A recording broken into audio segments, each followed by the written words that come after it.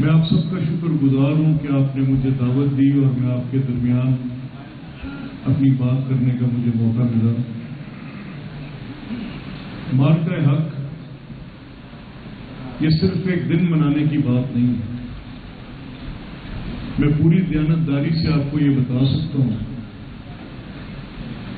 کہ یہ دن اس اعتبار سے کہ اس دن پاکستان نے ایک جنگی معرکہ جیتا صرف یہاں تک محدود نہیں ہے۔ اگر اس کی حدود یہ ہوتی کہ پاکستان نے ایک جنگ جیتی ہے تو میں تو جنگوں کے خلاف ہوں۔ مجھے بارود سے ڈر لگتا ہے، مجھے موت سے ڈر لگتا ہے۔ میں بہت بہادر نہیں ہوں، میں ایک عام شہری ہوں۔ میں اپنے بچوں کے لیے امن چاہتا ہوں، تجارت چاہتا ہوں، تعلیم چاہتا ہوں، صحت چاہتا ہوں۔ میں اپنے بچوں کا سنہرا مستقبل دیکھتا ہوں۔ مجھے خوف آتا ہے ان بکھری لاشوں سے، اس دھوئیں سے، یہ خون کے رنگ سے جب چھینٹے پڑے ہوتے ہیں۔ میں جب وہ جنگوں کی تباہی دیکھتا ہوں، جب میں فلسطین کی تصویر دیکھتا ہوں، جب میں ایران کی تصویر دیکھتا ہوں، اور میں اپنی چشم تصور میں لاتا ہوں کہ یہی بم اگر میرے لاہور میں لگے ہوں اور یہی ٹاؤن ہال کی شاندار عمارت ربل میں، ملبے کے ڈھیر میں بدلی ہو تو مجھے کیسا لگے گا؟ اگر یہی ہاتھ جن کی تصویریں میں ٹی وی پہ دیکھتا ہوں تو مجھے لگتا ہے کہ بڑی دور افتادہ ہیں، اگر وہی دو ہاتھ کسی ننھے بچے کا لاشا اٹھاتے بھاگتے ہسپتال کی طرف جا رہے ہوں تو میں اس میں کوئی برتری نہیں ڈھونڈتا، مجھے خوف آتا ہے۔ میں اس معرکہ حق کو صرف ایک جنگی جیت کا نام نہیں دیتا، میں اس معرکہ حق کو پاکستان کی حمیت، پاکستان کی غیرت، پاکستان کی خودداری، پاکستان کا اقوام عالم میں ایک زندہ قوم پہ، ایک آزاد قوم کے طور پر کھڑے ہونے، ان سب کے تحفظ کا نام معرکہ حق ہے۔ یہ صرف ایک جنگی جیت نہیں اور میں آپ سے یہ بھی کہتا جاؤں کہ جب ہندوستان میں وہ پہلگام کا واقعہ ہوا تو جب کوئی جرم ہوتا ہے اس کے شواہد ہوتے ہیں، جب کوئی جرم ہوتا ہے اس کے ثبوت ہوتے ہیں۔ جب کسی کے اوپر آپ الزام لگاتے ہیں تو کسی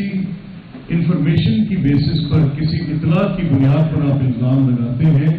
اور الزام کیا لگاتے ہیں کہ ہمارے پاس یہ شواہد ہے، ہم نے دیکھا ہے کہ یہ جرم فلاں شخص نے کیا، ہمارے پاس یہ شواہد ہیں کہ ہم نے دیکھا کہ یہ لوگ آئے اور انہوں نے یہ جرم کیا، ہمارے پاس یہ انفو ہے، یہ اطلاعات ہیں کہ اس جرم کی بنیاد پاکستان سے اس کے تانے بانے ملتے ہیں، اس جرم کی بنیاد یہاں سے کچھ لوگ در اندازی کر اندر آئے، انہوں نے ہندوستان کی سرحد کو پار کیا، ہندوستان کی سرحد کو پار کر کے کئی 100 میل تک اندر گئے۔ کہاں تھی ان کی انٹیلیجنس، کہاں تھے ان کے ریڈار سسٹم؟ کون دیکھ سکتا تھا کہ یہ لوگ در اندازی کر کے اتنے 100 میل کلاشن کوفوں سے لیس جا کر حملہ کر دیں گے؟ تو کیا وہ ملک ہوگا جو اپنے ملک کی یہ حفاظت بھی نہیں کر سکتا اور آج تک ایک ثبوت بھی نہیں دے سکا کہ وہ دہشت گردی پاکستان نے کی؟ پاکستان نے ثبوت مانگے کہ پہلگام کی دہشت گردی کا الزام مجھ پر لگانے سے پہلے وہ ثبوت مہیا کرو، اقوام عالم کے آگے رکھو،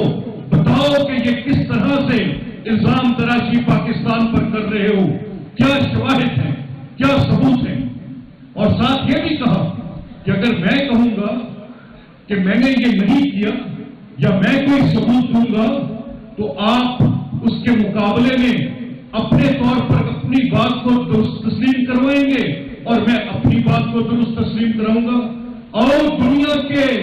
انصاف کے اصول کے مطابق کسی تیسرے فریق سے فیصلہ کرائیں، اقوام متحدہ سے کرا لو، ریاست امریکہ سے کرا لو، یورپین یونین سے کروا لو، GCC سے کروا لو، کسی امنی ادارے سے یہ فیصلہ کروا لو کہ یہ واقعہ کیسے پیش آیا۔ سالس کی ٹیم کی ممنون ہے کہ آپ کا فیصلہ دلیرانہ تھا، آپ نے حکمت عملی شاندار اختیار کی، آپ نے جنگ بھی جیتی اور آپ نے سفارتکاری بھی جیتی۔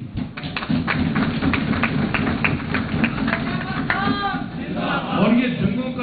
جنگوں کی جو ہولناکیاں شاید آج کی قیادت میں، جو آج دنیا اقوام عالم میں صدر ہیں، وزراء اعظم ہیں، وہ شاید اب نئی نسل ہے، وہ نسل نہیں ہے جس نے جنگ عظیم دوم دیکھی ہے۔ جنگ عظیم دوم ایک بوڑھے مزدور نے دیکھی تھی۔ یہ حوالہ میں بارہا دے چکا ہوں۔ جنگ عظیم دوم ایک بوڑھے مزدور نے دیکھی تھی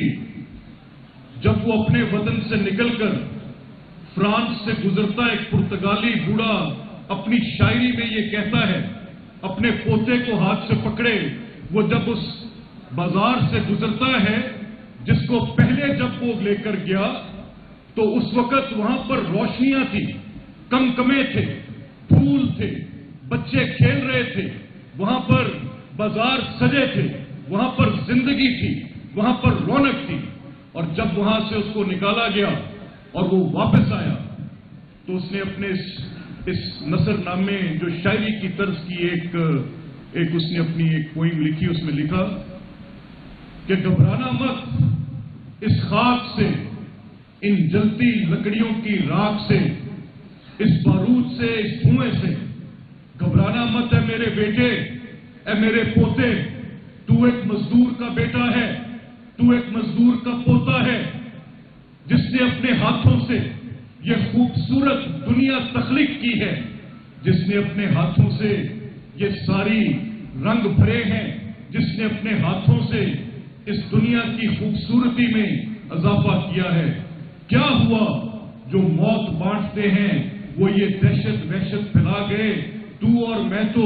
اس کے تخلیق کار ہیں، ہاں ہم مزدور ہیں، ہم پھر اس کو بنائیں گے، خوبصورت بنائیں گے۔ میں آپ کی بہت قدر کرتا ہوں۔ آپ کے بغیر نہ حکومت چلے، آپ کے بغیر نہ صنعت چلے، آپ کے بغیر نہ ملک کی معیشت سنبھلے۔ یہ بڑے بڑے کارخانوں کی چمنیوں سے اٹھتا دھواں، یہ حکومت کی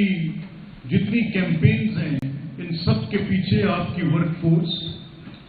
تو میری سمجھ سے بالا تر ہے کہ یہ ورک مین لاز کیوں بنے۔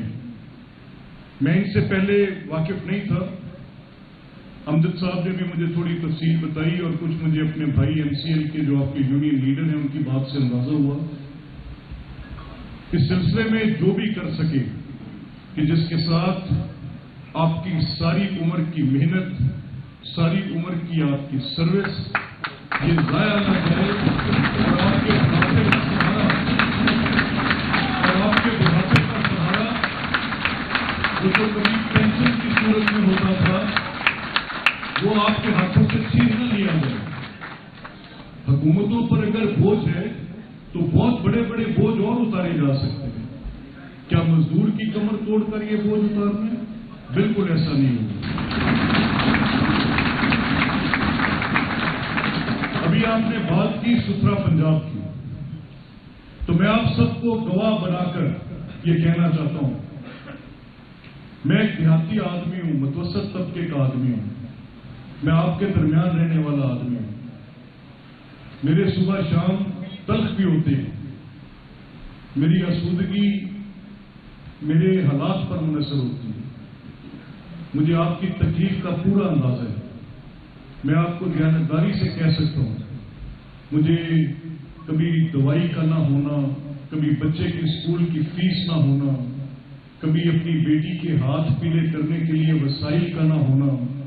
کبھی کسی قرض کے اندر دبے ہونا، لیکن اس سب کے باوجود بھی پوری ہمت کے ساتھ اپنے ذمے لگے کام کو ادا کرنا،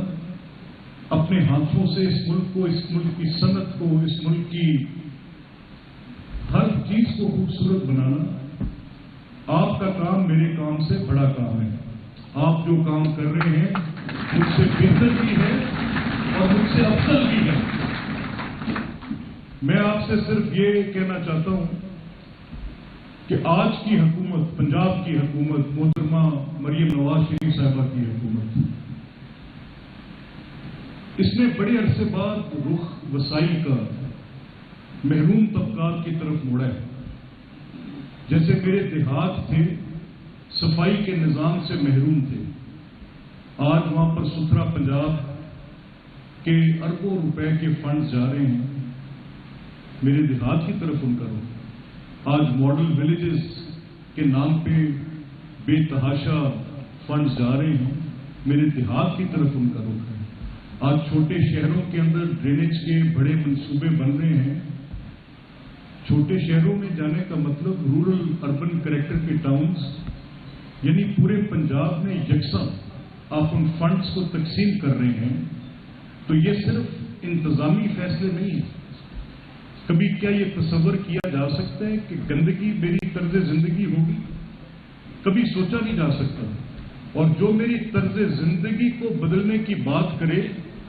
وہ تو معاشرتی تبدیلی کی بات کرے، وہ سوشل ریفارم کی بات کرے۔